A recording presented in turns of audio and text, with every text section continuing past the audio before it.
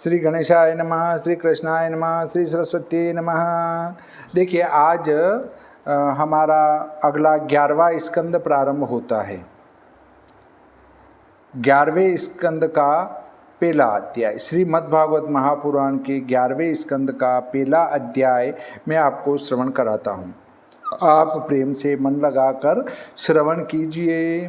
जय गणेश वारण वदन विघ्नहरण सुखमूल अनूप बाल विशाल मुख सोहधात त्रिशूल। जय जग जननी शारदा सुखदानी गुण खान। शीघ्र पूर्ण हो भागवत दीजिए यह वरदान। जय शिव काशी नाथ पद करण अनाथ सनाथ। बार बार बर मांगहूँ तिन पर धर कर माथ। जय हरि कृपा निदान अधम उदाहरण सुख सदन। भाषत वेद पुराण अस दयालु नहीं दूसरो। प्रभु पद पोत ही पाए अगम अथाह भवाम्बु निधि।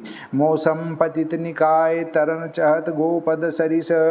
गुरुपद रज शीर धरी कहो एकादश स्कंद। हरि उद्धव संवाद वर ज्ञान विराग प्रबंध।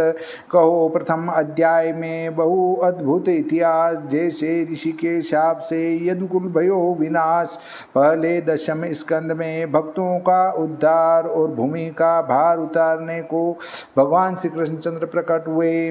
उनकी लीला कही। अब एकादश स्कंद में भक्तों को आत्म तत्व का उपदेश और पूजा मार्ग भक्ति मार्ग इनके फल निर्णय करके कहेंगे और सब भक्त पुरुषों को अपने स्थान पर प्राप्त करेंगे। इस प्रकार इस एकादश स्कंद में मुक्ति लीला कहते हैं। यहाँ प्रथम कुरुक्षेत्र में जैसे वसुदेव जी ने नारद जी से कर्मयोग पूछा तो नारद जी ने सब कहा, उससे सब चित्त शुद्ध हुआ। तब वसुदेव जी को ज्ञात हुआ अर्थात राम कृष्ण ये दोनों साक्षात ईश्वर हैं ऐसा जाना। और जब यह ब्रह्म ज्ञान नहीं रहेगा तो फिर नारद जी से पूछेंगे तो नारद जी 5 अध्यायों में वर्णन करेंगे। सो पहले अध्याय में वैराग्य उत्पन्न कराने के लिए यदुकुल को ब्रह्मशाप के बहाने से विषय सुख की अनित्य कहते हैं। इसके उपरांत 4 अध्यायों में राजा जनक और नवयोगीश्वरों का संवाद कहेंगे। उसमें परम तत्व निरूपण करेंगे। फिर 6ठे अध्याय में श्री कृष्ण और उद्धव का संगम कहेंगे। इसके पीछे 23 अध्यायों में उद्धव को श्री कृष्ण परम तत्व निरूपण करेंगे। फिर 2 अध्यायों में यादवों का संहार कहेंगे। इस प्रकार 31 अध्यायों में एकादश स्कंद वर्णन करेंगे। इसलिए पहले पूर्व स्कंद की कथा स्मरण करके श्री सुखदेव जी प्रारंभ करते हैं। श्री सुखदेव जी बोले कि हे राजा परीक्षित, जिस प्रकार भगवान श्री कृष्णचंद्र ने बलदेव जी ने मिलकर यादवों सहित शीघ्र कलह उत्पन्न कराकर संपूर्ण पृथ्वी का भार उतारा, सो हम तुम्हारे आगे वर्णन करते हैं। श्रीबादरायणी रुवाच कृत्वा दैत्यवधं कृष्ण स रामो यदुभिर्व्रत भुवो अवतारयद् भारं जविष्ठं जनयन् कलिम्। यहाँ एक शंका उत्पन्न होती है। श्री कृष्णचंद्र ने त्रिलोकी के स्वामी होकर अनेक प्रकार के पुत्र पौत्र प्रपौत्र उत्पन्न करके फिर उनका विनाश क्यों किया। जो कोई कहे कि श्री कृष्णचंद्र ने विचार किया कि इन यदुवंशियों को छोड़कर परम धाम को जाएंगे तो यह सब पृथ्वी के मनुष्यों को दुख देंगे, वे मूर्ख हैं। क्योंकि श्री कृष्णचंद्र महाराज तो घट के जानने वाले थे, कुछ मनुष्य नहीं थे। जानते थे कि हम वैकुंठ धाम को जाएंगे। सर्वांतर्यामी ईश्वर थे। विचारा कि यह हमारे अंश से जो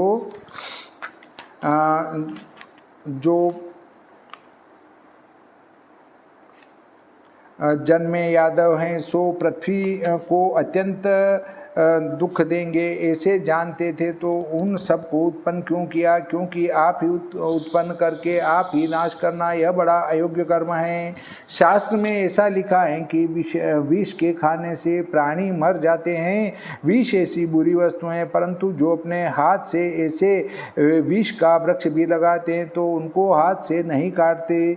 और चेतन स्वरूप को उत्पन्न करके आपसे आप विनाश करना यह बड़ा कष्ट अनिष्ट कर्म है। फिर श्री कृष्णचंद्र ने ऐसा क्यों किया?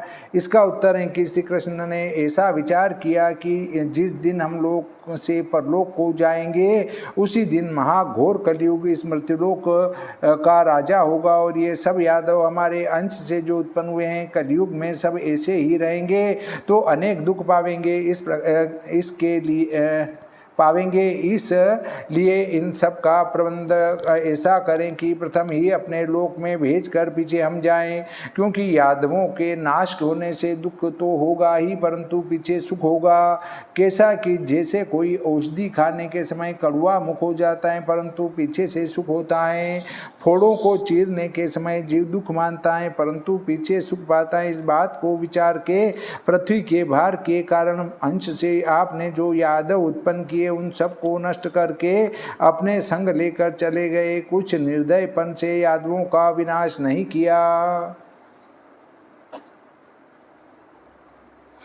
जो पांडवों के पुत्र शत्रुओं से बहुत कुपित किए गए, जुआ खेलने से जिनका राज्य जाता रहा, अवज्ञा से द्रौपदी के केश खींचे गए, लाक्षा भवन में बंद करके आग लगा दी गई, अर्थात जहाँ तक हो सका वहाँ तक कष्ट पर कष्ट दिए, उन्हीं के लिए दोनों पक्षों में मिले राजाओं को मार पृथ्वी का भार उतारा, परंतु तो भी विचारने लगे कि यद्यपि पृथ्वी का भार रूप जो राजाओं की सेना थी सो अपनी भुजाओं से पालित यादवों से नाश करवाई, परंतु तो भी भार न गया, क्योंकि यदुकुल अभी अनंत शेष हैं, जिसका पृथ्वी पर बड़ा भारी भार है।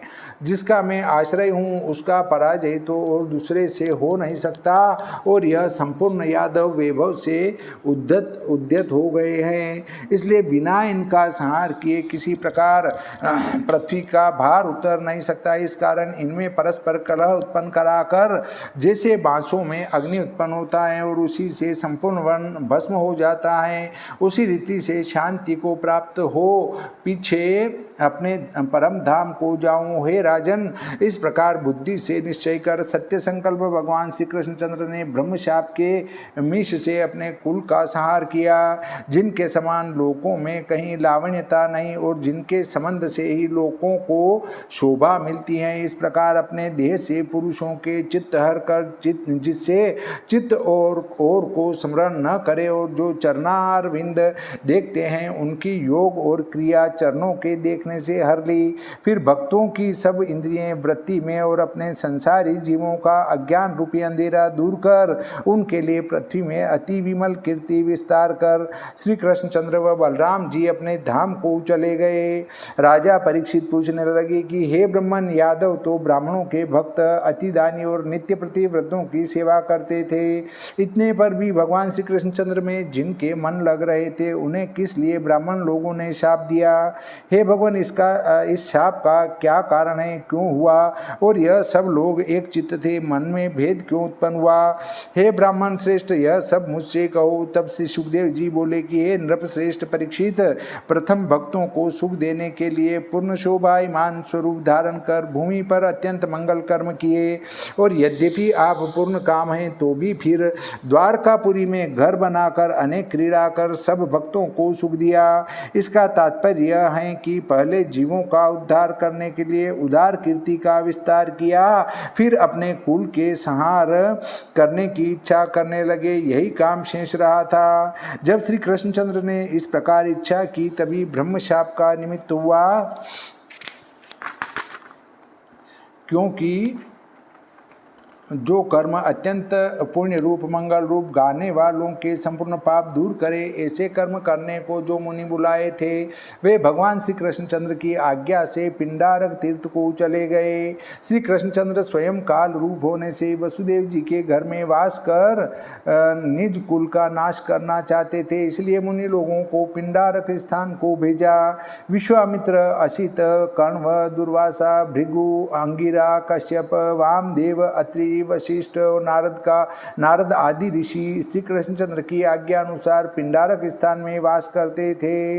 एक समय इन ऋषिश्वरों के पास खेलते खेलते सब यदु कुमारों ने आकर नमस्कार कर चरण पकड़ पूछा, परंतु इन लोगों के मन में कपट भरा हुआ था। वह सब बालक जामवती के पुत्रों को ऐसी सुंदर स्त्री बनाकर मुनियों के सम्मुख ले जाकर हाथ जोड़कर पूछने लगे कि अहो मुनीश्वरों, तुम सर्वज्ञ हो, यह स्त्री गर्भवती है, इसको पुत्र की इच्छाएं और प्रसव होने वाला है। तुम्हारे सम्मुख आते इसे लज्जा होती है, कारण आप कृपा करके बताइए, इसके लड़का होगा या लड़की।